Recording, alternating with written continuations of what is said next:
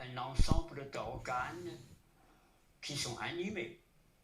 Et dans le même temps, il y a dans ce même corps une force qui les anime. Les anciens désignaient cela par le couple anima-animus, anima-animus, c'est-à-dire plus concrètement, c'est âme et corps.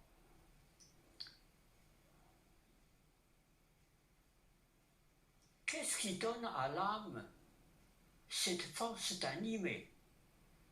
Et là, toutes les cultures donnent la même réponse. Parce que l'âme est reliée au souffle de vie, c'est-à-dire souffle vital.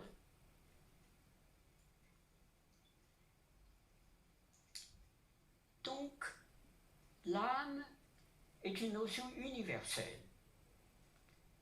Seulement voilà, à partir d'une certaine époque, récente d'ailleurs, en Occident,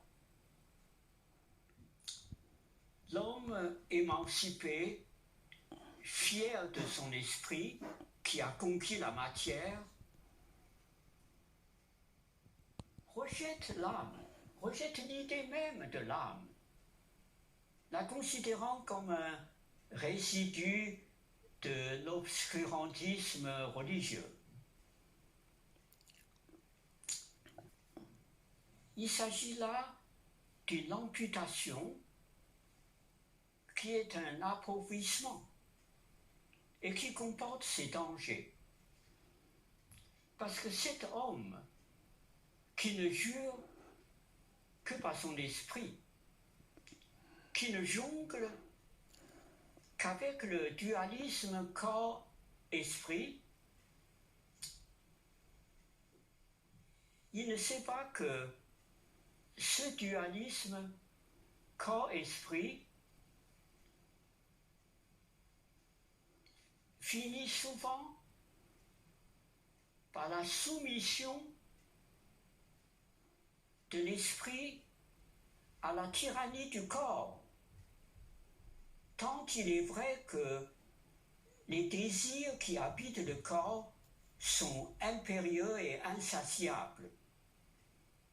En sorte que ce dualisme corps-esprit prôné par beaucoup de théoriciens, par beaucoup de penseurs, aboutit à une sorte de hédonisme lassant et morbide qui est un système clos.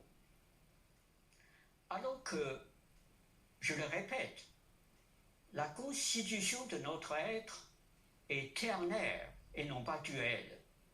Ternaire, c'est-à-dire corps, âme et esprit. Et parce que où se situe la conscience dans tout cela?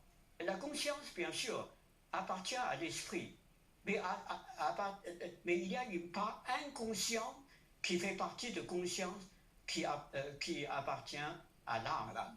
Oui, tout à fait, tout à fait. Je continue un tout petit peu, très peu. L'esprit est basé sur le langage. L'esprit est basé sur le langage. Sinon, personne n'aurait pu développer son esprit. Donc, il a un caractère justement conscient et général qui permet l'organisation rationnelle de la société et qui permet des recherches très poussées dans le domaine scientifique. Mais l'âme, c'est cette part la plus sensible, la plus intime, qui nous donne la capacité de ressentir, d'aimer, de tendre vers une forme de création artistique qui relève de l'âme, et puis surtout de se relier, comme tout à l'heure j'ai dit, à une forme de se relier intuitivement à une forme de transcendance qu'il perçoit comme une patrie native, qui n'est pas un résultat d'un raisonnement, ces deux aspects, esprit et l'âme, permet chez l'homme un mouvement circulaire qui est ouvert, qui est toujours ouvert. L'âme n'a rien de mièvre ni de flou. En français, on dit force d'âme, c'est-à-dire l'âme est souvent la source de héroïsme. Jeanne d'Arc, De Gaulle à un certain moment, et tout près de nous, le colonel Beltrame, qui est allé au-devant des terroristes. Ce n'est pas un acte de raisonnement, c'est une force d'âme qui les anime. Je voudrais citer deux auteurs, dont un vous est cher, Camus, et puis Le Clésio. Ce sont les deux grands écrivains, tous les deux sont d'ailleurs prix Nobel. Albert Camus. Camus, en 1945, Paris n'était pas encore tout à fait libéré. Il a publié un article dans Combat. Après la mise à mort des prisonniers, des résistants prisonniers par les nazis au château de Vincennes. Et cette mise à mort était précédée d'affreuses tortures. Ces tortures ont pour but de faire parler ces chairs broyées, pour que ces chairs broyées, pour que ces hommes déjà réduits en une tâte de chair broyée révèlent des noms des camarades, c'est-à-dire de trahir le camarade. Camus a dit, les nazis ont voulu non seulement tuer leur corps, leur esprit, mais leur âme, parce que l'âme, c'est la dignité foncière de tout être. La dignité. La dignité, la vraie dignité foncière, je parle de. Et puis le Clésio, très très rapidement, dans un texte, il a dit « Je sécrais ».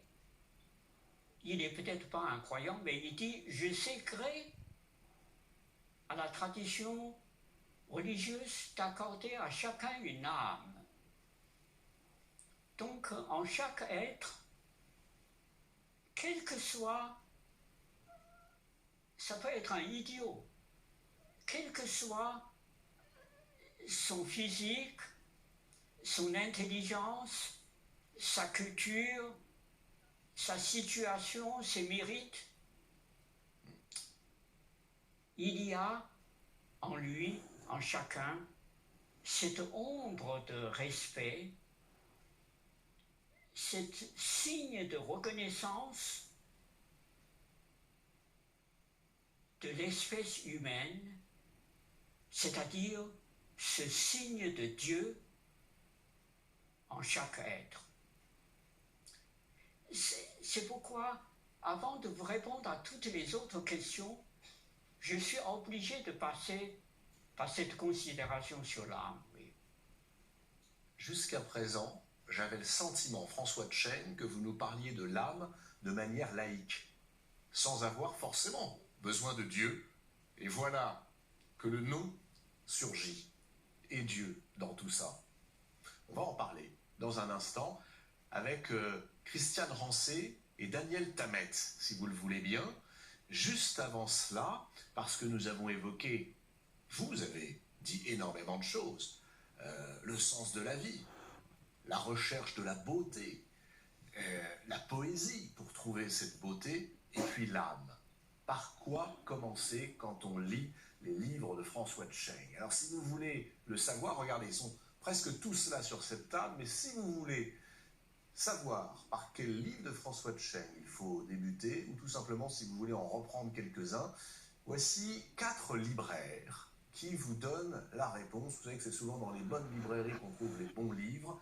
4 libraires pour vous guider parmi l'œuvre de François de Chêne. C'est un sujet de Sébastien Dunant. Regardez.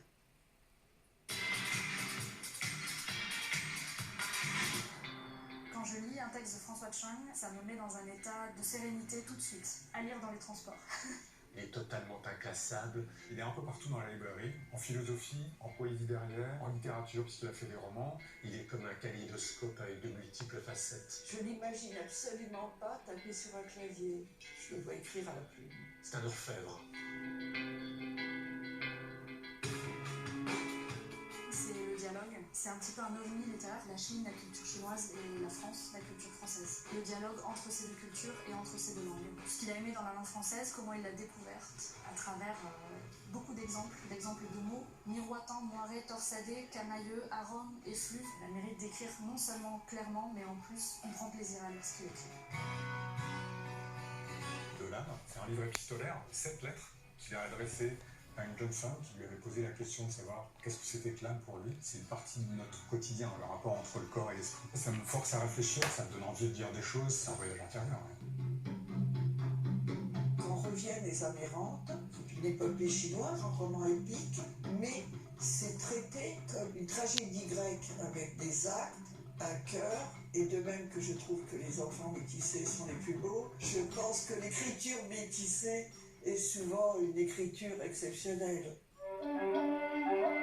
L'Odyssée de Tiany, c'est le roman dans lequel, sans conteste, François Chêne se livre le plus. C'est un formidable roman d'apprentissage. Et Tiany, qui est une figure de peintre, est en fait une sorte de double de François Chêne. C'est une histoire d'amour, une histoire de vocation qui se passe dans un univers que nous connaissons pour la plupart peu. Ce continent-monde qu'est la Chine, c'est un homme de contraste et de passerelle. 谢谢您给我们带来的这些精神财富。